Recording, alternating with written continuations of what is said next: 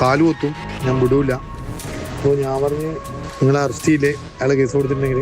അല്ല, FIR ഇട്ടില്ല. ഞാൻ പറഞ്ഞ FIR ഇടണമെന്നുണ്ട്. ഞാൻ കൊണ്ടല്ല, FIR ഇട്ടില്ലെങ്കിൽ പോലീസ് തള്ളിയാലേ അയാൾക്ക് കോടതി പോകാൻ നടന്നു. നല്ല സെറ്റപ്പെല്ലാം അയാൾക്ക് ഉണ്ടാവില്ലേ. കേരളം സംരംഭക സൗഹൃദമാണ് എന്ന് അവകാശപ്പെടുന്ന LDF സർക്കാർ കണ്ണൂർ സ്വദേശിയായുള്ള സമീറിൻ്റെ അനുഭവം ഒന്ന് കേൾക്കണം. ഒരു സംരംഭം കണ്ണൂർ തുടങ്ങി, ഇപ്പോൾ നാട്ടിൽ കാലുകുത്താൻ കഴിയാത്തൊരവസ്ഥയാണ്. CA2വിൻ്റെ ഭീഷണി അത്രത്തോളമാണ്. 2 മെഡിക്കൽ ഷോപ്പും ഒരു ക്ലിനിക്കും പിന്നെ ഒരു ബുക്ക് ഷോപ്പും ഉണ്ട്, പിന്നെ ഒരു ആയുർവേദ കടയുണ്ട്, പിന്നെ ഒരു വാട്ടറിൻ്റെ ഒരു പ്യൂരിഫയിങ് കടയുണ്ട്. ഇത്രയാണ്. എൻ്റെ ബ്രദറാണ് 30 വർഷമായി NRI ഗൾഫിലാണ്. അപ്പോൾ അദ്ദേഹം ഈ ഒരു 5 വർഷത്തിൻ്റെ ഉള്ളിൽ ഇവിടെ എന്തെങ്കിലും ഇൻവെസ്റ്റ് ചെയ്യണമെന്ന് വിചാരിച്ച് 5 വർഷമായിട്ട് ഇങ്ങനെ ഘട്ടമായിട്ട് ഓരോന്ന് സ്ഥാപിച്ച് ഞങ്ങളൊരു മാനേജറെ ഏൽപ്പിച്ചു, സുഗില എന്ന് പറഞ്ഞിട്ട്. അവരാണ് ഇതിൻ്റെ പിന്നിലൊക്കെ പ്രവർത്തിച്ചിരിക്കുന്നത്.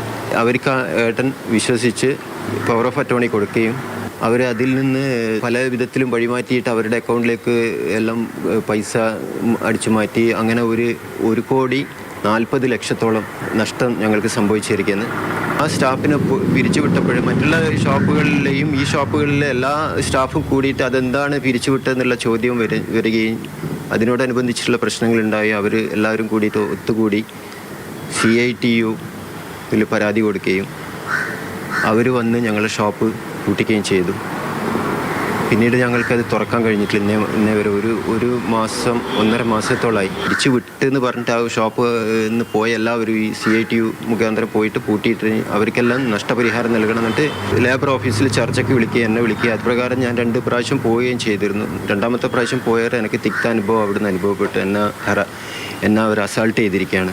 നേതാവ് വന്നിട്ട് എന്നോട് പറഞ്ഞു, നീ ഇവിടുന്ന് പോകില്ല, ഈ ചർച്ച ഇത് പരിഹരിച്ചിട്ട് പോയാൽ മതി, ഇത് ചെയ്തിട്ട് പോയാൽ മതി, ഇവിടുന്ന് പോകാൻ കഴിയില്ല എന്ന് പറഞ്ഞു.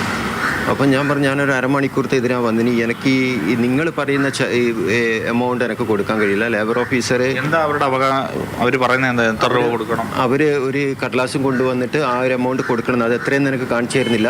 ഞങ്ങൾക്ക് അവിടുന്ന് പോകില്ല എന്ന് പറഞ്ഞിട്ട് എന്നെ ഭീഷണിപ്പെടുത്തിയിരിക്കുകയും ഞാൻ എൻ്റെ വീട്ടിൽ വന്നിട്ട് ഗരാവ് ചെയ്യും വീട്ടിൽ വരും എന്ന് പറഞ്ഞാൽ അപ്പോൾ വല്ലാത്തൊരവസ്ഥയിലാണ്. ഞാൻ കഷ്ടിച്ച് എങ്ങനെയോ ഞാൻ രക്ഷപ്പെട്ടാന്ന്. ഇവരെ കൂട്ടിയിട്ട് എന്നെ പിടിച്ചു വെക്കുകയും തടഞ്ഞു വെക്കുകയും എൻ്റെ കൈ പിടിച്ച് വലിക്കുകയും ഷോൾഡർ പിടിച്ച് വലിക്കുകയും പരിഹരിക്കാതെ ഇവിടുന്ന് നിങ്ങൾക്ക് പോകാൻ കഴിയില്ല എന്ന് പറഞ്ഞിട്ട് എന്നെ ഭീഷണിപ്പെടുത്തുകയും ചെയ്തു. പൂട്ടിയിട്ട സ്ഥാപനത്തിന് എന്ത് കൊടുക്കാനാണ് ഇവർക്ക്?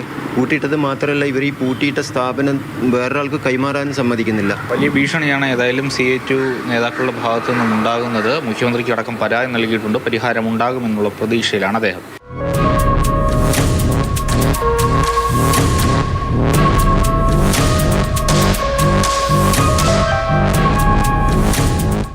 അനൂപിനൊപ്പം AK സ്റ്റെഫിൻ, മാതൃഭൂമി ന്യൂസ്, തിരുവനന്തപുരം.